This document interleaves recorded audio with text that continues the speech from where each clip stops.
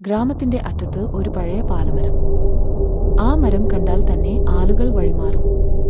കാരണം രാത്രി കഴിഞ്ഞാൽ അവിടെ ഒരു യക്ഷി വരും എന്ന വിശ്വാസം. രമേശ് എന്ന യുവാവ് അതൊന്നും വിശ്വസിച്ചിരുന്നില്ല.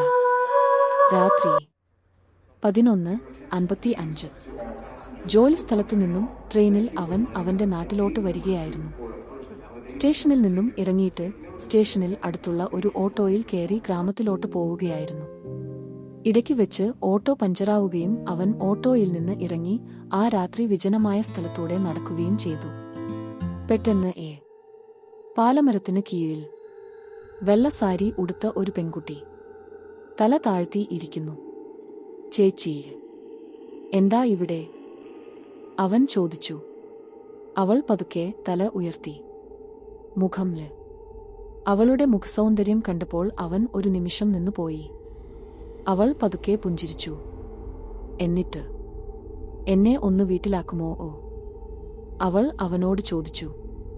അവനവളോട് നിന്റെ വീട് എവിടെയാണ് എന്ന് ചോദിച്ചപ്പോൾ അവൾ തൊട്ടടുത്തുള്ള കാട്ടിലോട്ട് വിരൽ ചൂണ്ടി.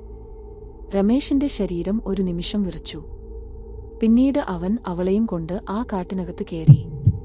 കുറച്ചു മുന്നോട്ടു പോയപ്പോൾ അവന്റെ ഉള്ളിൽ ഭയം തോന്നി. തിരിഞ്ഞു നോക്കിയപ്പോൾ അവളെ കാണുന്നില്ല. അവൻ ഓടാൻ ശ്രമിച്ചു. പക്ഷേ കാലുകൾ നീങ്ങിയില്ല. പിന്നിൽ നിന്ന് ഒരു തണുത്ത കൈ അവന്റെ കഴുത്തിൽ. പിറ്റേന്ന് രാവിലെ പാലമരത്തിന് കീഴിൽ രമേശിന്റെ ചെരുപ്പ് മാത്രം കിടക്കുന്നത് കണ്ടു. പിന്നീട് അവനെ ആരും കണ്ടിട്ടില്ല. ഇപ്പോഴും രാത്രികാലങ്ങളിൽ ആ പാലമര ചുവട്ടിൽ ഇരിക്കുന്നതായി പലരും കാണാറുണ്ട്.